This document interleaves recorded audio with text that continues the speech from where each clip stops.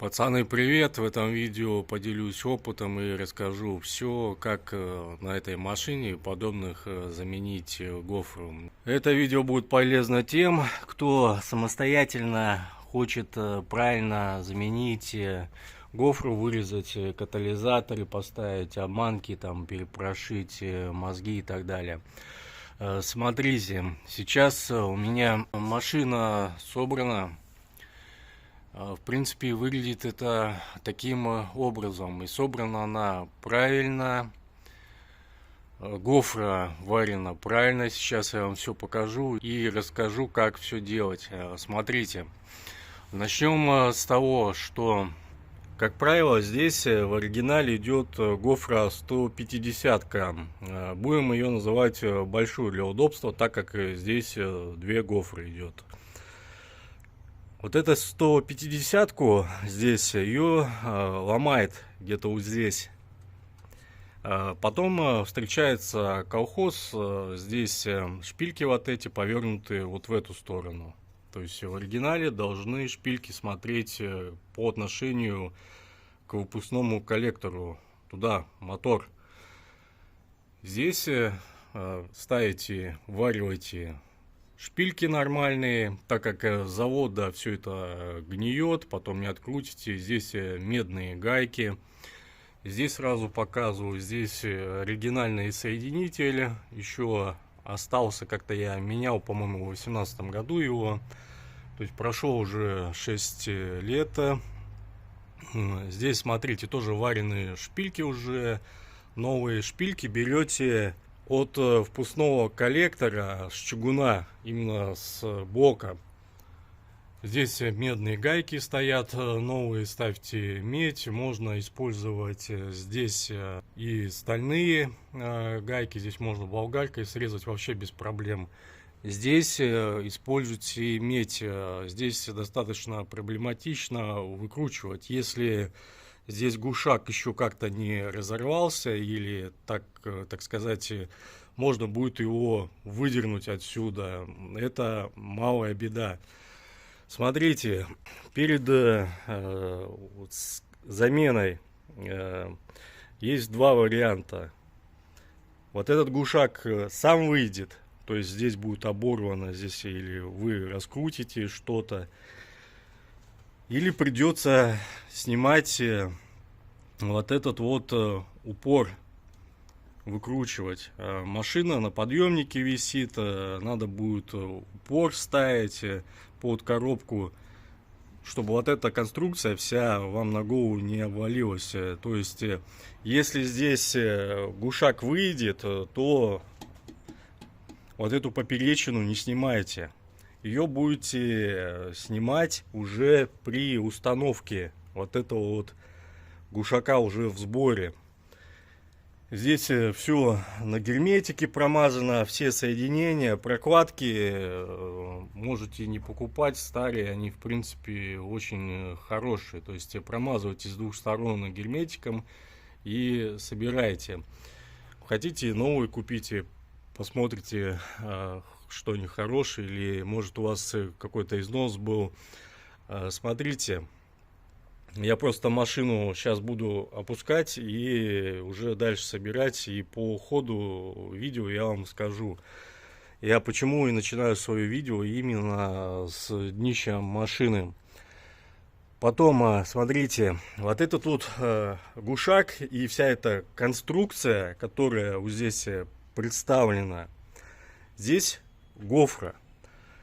Итак, вот этот вот гушак на этой гофре, он не должен висеть. То есть гофра, получается, немного глушит колебания и температурный сдвиг машины. То есть вот эта конструкция ни в коем случае не должна висеть на гофре. Все это должно быть закреплено, и когда вы будете устанавливать, здесь, смотрите, вот эти вот пазы, то есть их натягивать не надо, вот эту гофру.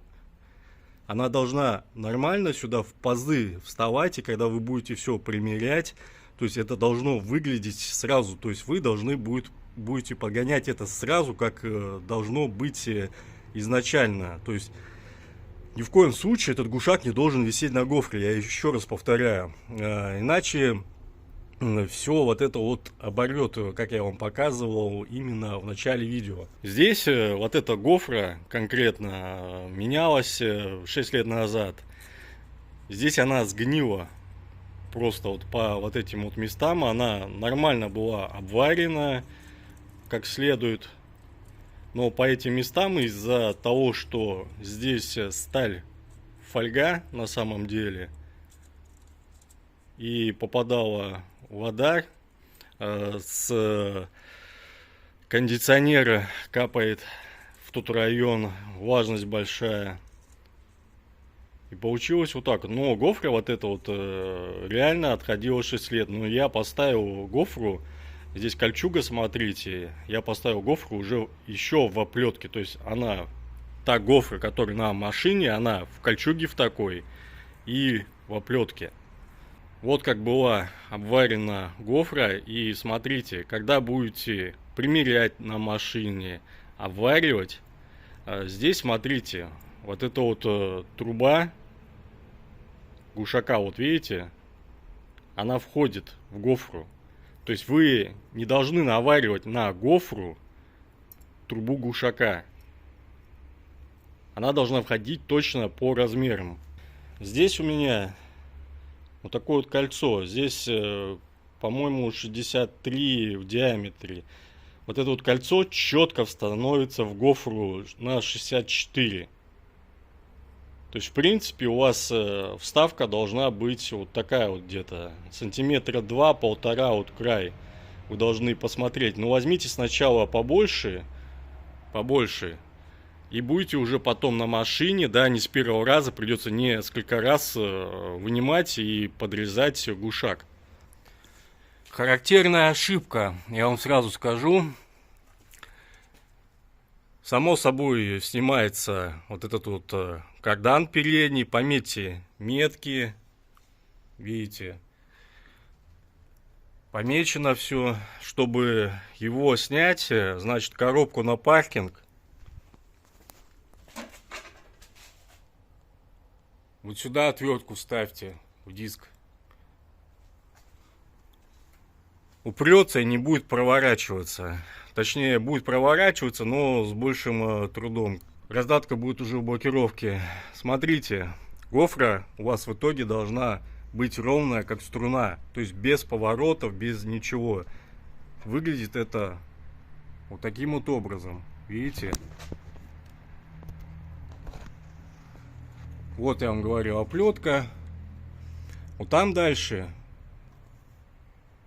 плохо видно, там дальше мелкая гофра, она ставится с завода, она более, так сказать, надежная, но я вам рекомендую поставить туда сифон на 100 миллиметров, то есть нормально ставится.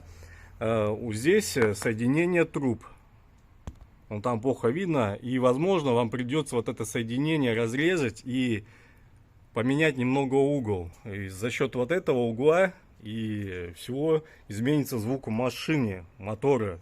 Реально будет по-другому слышно и, в принципе, работать. Звучать будет классно. По крайней мере, мне нравится.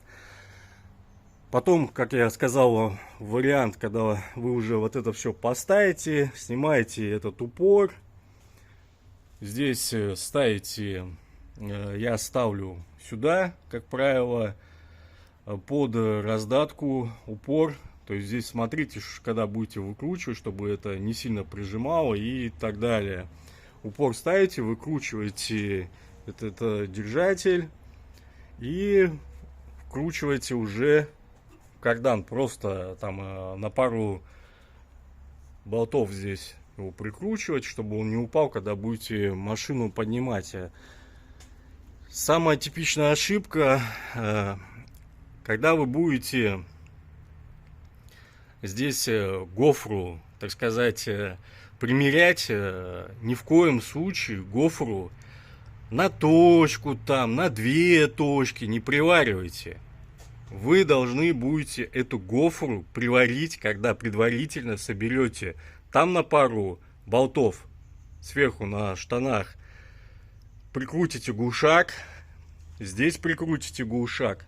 сюда, натянете соединитель, то есть здесь упор само собой стоит уже, здесь все закручено, вот эти вот, здесь, видите, болты, то есть, и тогда вы сможете вот эту вот гофру посмотреть, отрегулировать, если что-то снять, тогда потом уже сделайте прихватки, там реально сделать 2 точки сверху, здесь 3 делайте, то есть и таким вот образом, и потом уже снимаете и до конца ввариваете вот эту гофру, и она тогда вот так вот нормально встанет. Так, по днищу я вам все показал, теперь перейдем на среднюю часть и уже под капотом я вам покажу.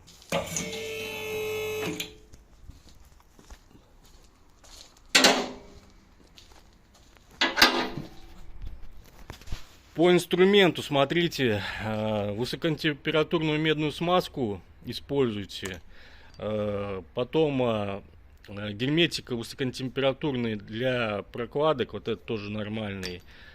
Ключи понятно. В качестве донора я брал вот этот глушак. Нормальный, кстати. Железо тоже у него ничего. И под размер здесь как раз идеально гофра впихивается. То есть с Каеном вот эта труба то же самое. Вот этот глушак в качестве донора я вам рекомендую. Так, забыл. Вот это вот крепление тоже снимите. Здесь выкрутите. Так, здесь болт, а там гайка с той стороны. Чтобы, когда будете закручивать или там снимать глушак, или закручивать кардан, вот это крепление не мешалось. По поводу кардана, кардан лучше впихивать, когда вы снимете вот это вот крепление, я говорил.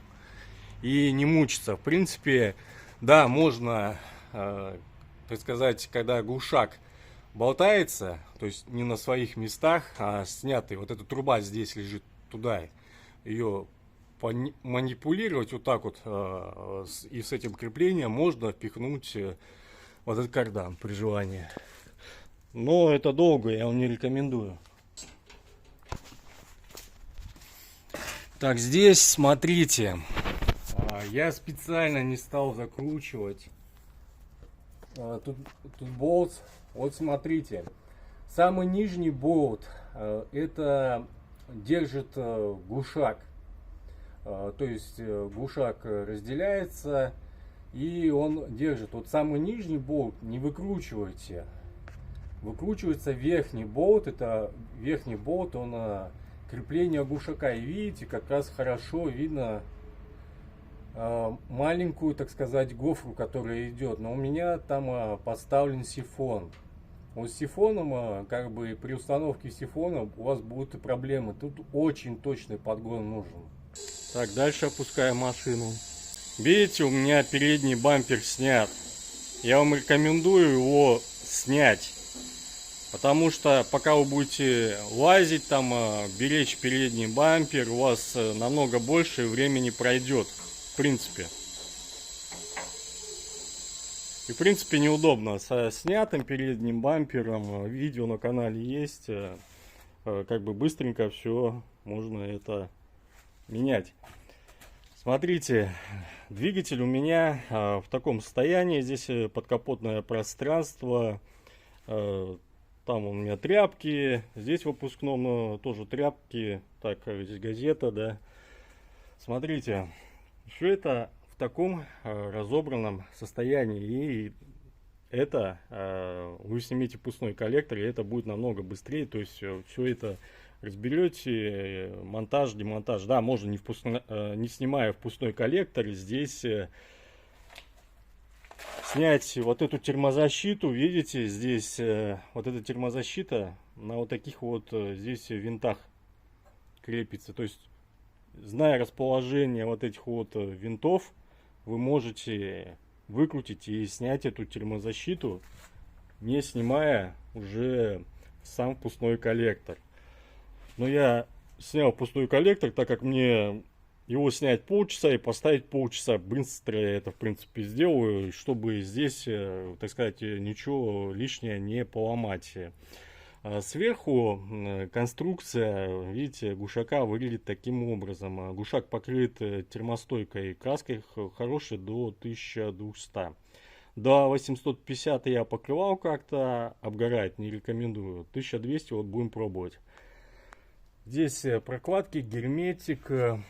Здесь смотрите, в оригинале вот эти вот, здесь у меня уже старые стоят, и это я менял где-то 6 лет назад, гайки, тоже медные, так как там стоят, но гайки везде разные. То есть где-то узкая здесь, видите, так сказать, шайба на гайке, а где-то широкая. Там в конце очень хорошие гайки с узкой шайбой.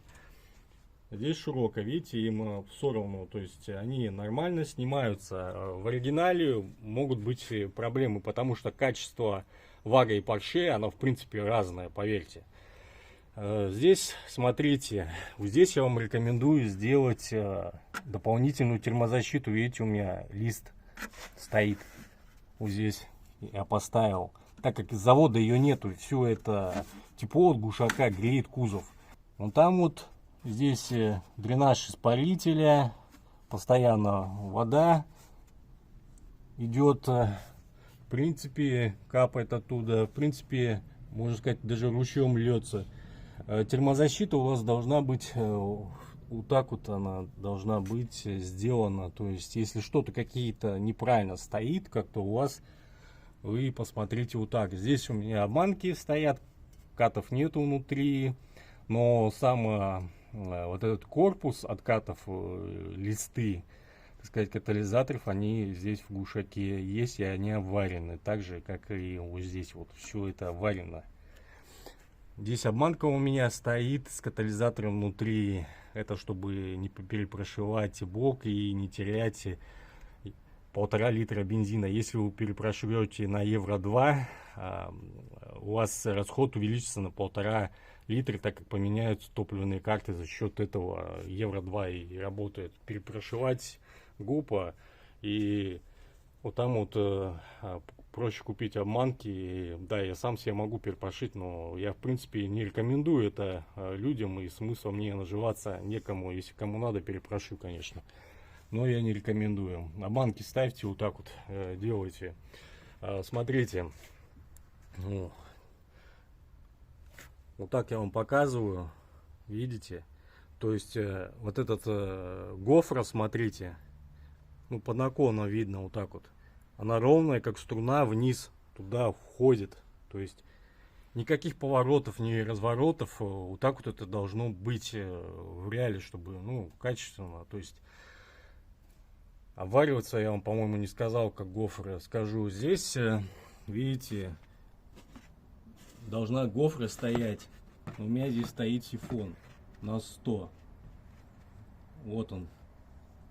С сифоном будет проблема, если вы захотите поставить точный подгон к глушителю, так как когда, допустим, там гофра стоит, она, ну, болтается, то есть вы можете, ну, там глушак одеть, здесь глушак одеть, а здесь получается вы будете сразу вот этих два глушака одевать вместе вот на это крепление. То есть сифон тоже надо будет достаточно точно подгонять, если вы его захотите поставить. Ну, я вам рекомендую, вещь надежная. По лямбдам, датчикам кислорода, лямбда в каждую тряпочку у меня здесь, видите, обмотано, и снимайте их осторожно. Все это должно быть на смазке, которую я вам показал. Укладывайте, не бейте их, не ударяйте.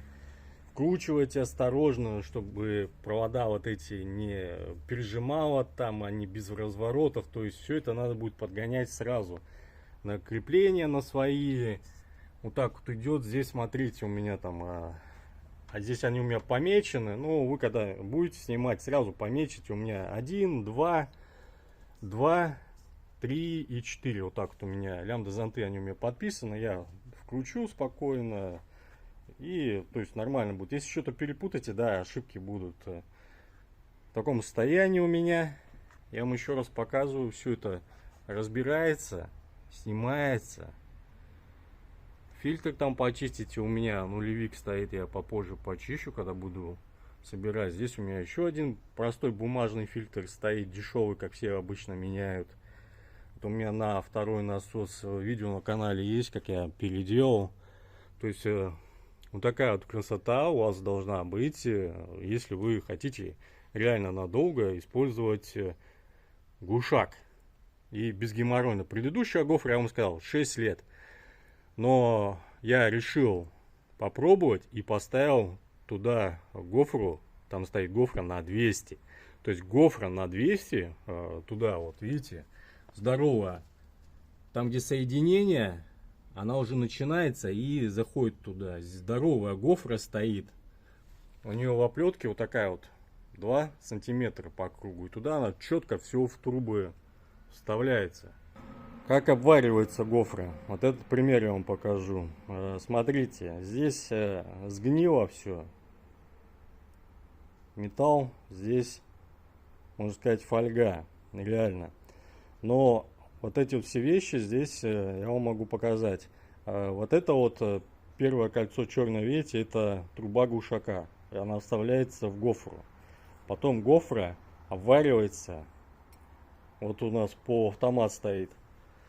Обваривается под 45 градусов. Не прямо вот так вот вы варите, а 45 градусов, чтобы все вот эти вот слои металла, они проварились. И тогда вы гофру нормально сварите. Она долго проходит. Потому что если вы ее сварите плохо, ну, где-то на год вам хватит. Ну, если гофра сама по себе говно, тоже на год хватит. Вот этот вариант нормальный, но я нашел гофру получше. Уже здесь сетка, кольчуга там на гофре и сетка. То есть будем эксплуатировать уже нормальную гофру. Ну, это в помойку, как всегда. Сейчас я буду продолжать собирать машину. Соответственно, когда я все соберу, я наконец-то уеду с гаража. И надеюсь, надолго забуду про данную гофру. Если вам это видео было полезно, ставьте палец вверх, подписывайтесь на канал. Всем пока!